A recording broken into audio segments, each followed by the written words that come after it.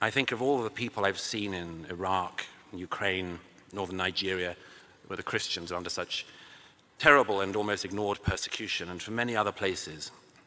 But I've never seen as much of the best and the worst of humankind as I have in the past 6 months in Israel and Gaza.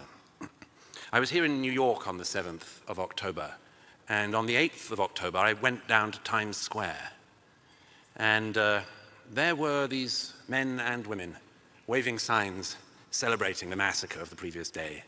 They weren't calling for a two-state solution. They weren't saying we'd awfully like to do some borderline territory swaps in the West Bank. No, it was all celebrating the massacre. And some of them were doing it, and they were holding these signs in Times Square, by any means necessary, at a time when we already knew what those means included, and in fact when the massacre was still going on.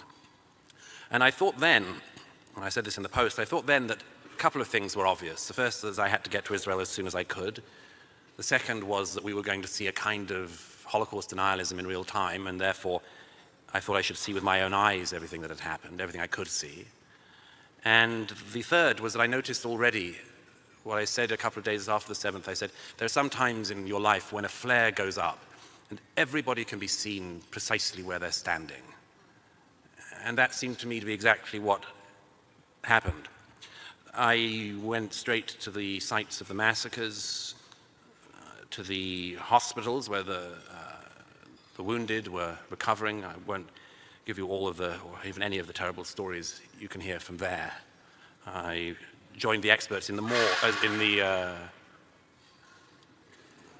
I joined the pathologists in the morgues of Tel Aviv as they were trying to identify the dead. An unbelievable task, which they do with extraordinary delicacy and religiosity, actually. I spent a lot of time with the families of the kidnapped and with the survivors of the Nova Party. But I also had the great opportunity to witness firsthand Israel's response. Because unlike some countries today, Israel doesn't just sit back with equanimity when it's attacked, much as some of the world would like it to do so. One of the fences that the terrorists broke into on the 7th, and I thought immediately as well after the 7th, people aren't going to realize the scale of this. This was a 4,000-person battalion-sized terrorist attack that aimed to go all the way up the center of the country. I felt rather proud, actually, to go back through that fence with the IDF when they were going into Gaza in search of the hostages. I saw the tunnel networks that Hamas has spent all these years building with your money and mine. I have a friend from the British Army, Colonel Richard Kemp, and one day we were standing underneath one of the tunnels that Sinwar had built, in which he's videoed going through. This is the mastermind of the 7th. And I said to Richard, who like me is a fan of dark humor, I said, this is about the size and width of the London Underground. And he said, yeah, and I hear it's even longer than the London Underground. I had the opportunity to say, and I think it's rather better run. But it was, I suppose I can say, as much as any person could, that I saw it all. And on the day I left Israel a few days ago, I was the first person allowed in to see the Hamas terrorists who'd committed the atrocities of the 7th in the prison cells in which they're held. I mention all of this really to say, what do I make of all this? I'd like to say the first thing I would like to do is something even more heretical than what Paul Singer did earlier. I'm going to quote scripture. I think often of the line from Deuteronomy, when God says, I've set before you life and death, blessing and cursing, therefore choose life, that you and your descendants might live. And I think also of the psalmist who said, I shall not die, but I shall live. Because when I think of the 7th now, I don't only think of the victims, I think of the extraordinary heroes. And I want to mention them to you above all. There's a young man who's a friend of mine, in his 30s. On the morning of the 7th, he woke up in Jerusalem, realized the seriousness of what was going on, got into his car, drove south, collected some guns, left a farewell message to his children and his wife on his phone, got a call from his company commander on the road saying, you have to come back to base in Jerusalem. And he said, no, we're needed south now. And his battalion commander said, are you defying an order? He said, yes, I'm defying an order. We're needed in the south. And he fought for the next 48 hours, and he survived. I think of my friend Moshe, who I've had the great good fortune of being with for many months. He's now my cameraman, or was from the beginning. And the first day we were together, we donned our battle armor and helmets, and on the Gaza border, and I noted that Moshe had a bullet mark down the top of his helmet, and he hadn't mentioned anything about it. I said, where's that from?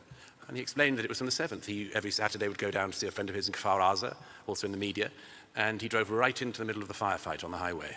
He got out and he fought, and he killed 3 terrorists with his own gun that he carries with him, thank goodness, and he fought for the next 2 days. And he doesn't expect any applause from it or anything like that, just did what he had to do. I think of the extraordinary Druze men who provided the food at the party, at the Nova party, and who I met a few months ago, some weeks after the atrocities, and who described to me not just what they'd seen at the party, which the world was already trying to deny, but what they'd done, and they didn't see themselves as heroes at all, but because they could understand Arabic, they saved so many young Jews that morning. And when I said to them, why, among other things, did you do it? They're proud Israelis, they're Druze. They said the Hamas hate us even more than they hate the Jews. I think of the Muslim doctor who Hamas held as a human shield at one point in the morning, and even after being wounded, saved the lives of other Israelis. I think of the extraordinary people of the United Hatzalah, sort of first responders unit. They all get an alert on their phone, and they all go off and address a car crash. And I spoke to the head of that organization in Jerusalem. He said in 30 years of doing this job, the whole 30 years altogether wasn't like 1 minute that morning. The lights just went off everywhere. And I think of a young woman called Adi Baruch. She was 23, and I was with her family in December in Judea and Samaria. She's a beautiful girl, a photographer, and she decided she had to go and re-enlist after the 7th, and she did. Her parents begged her not to, but she said she had to. And she was killed on her first day by a rocket that landed on her in Sderot. But her parents shared with me the note that she'd left for them in case she didn't make it. And in it she said, among other things, how sorry she was. But she said, I wanted to live life, and now I want you to live it for me. I think, finally, of the extraordinary evening in November last year. I was at the Schneider Children's Hospital when the helicopters came, returning the first hostages, the first children who Hamas had stolen from their homes in the south.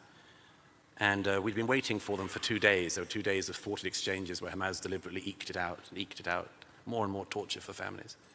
But when the helicopters emerged, there were 2 of them, and they emerged in the night sky, and the people of Tel Aviv realized what was happening, and every car stopped. I was standing right on the top of the hospital. Every single car in Tel Aviv stopped.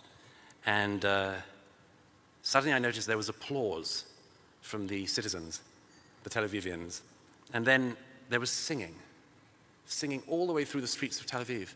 And I said to my cameraman, what are they singing? And they were singing a song, Hevenu Shalom Aleichem, we brought you peace. And I learned afterwards that, speaking to the helicopter commander, that there was such intense competition among the helicopter pilots to have the good fortune, the honor of returning these children home. Now there's millions of stories like this across Israel, absolutely millions. The country rings with them, it resounds with them. And that what Israel has been up against is not just a people of death, but a cult of death. A cult which wishes to annihilate an entire race, and which, after dealing with that race, has made very clear what it wants to do with Christians, everyone in Britain, everyone in America, and everyone else next. They don't hide it at all. And we're merely stupid in not believing them.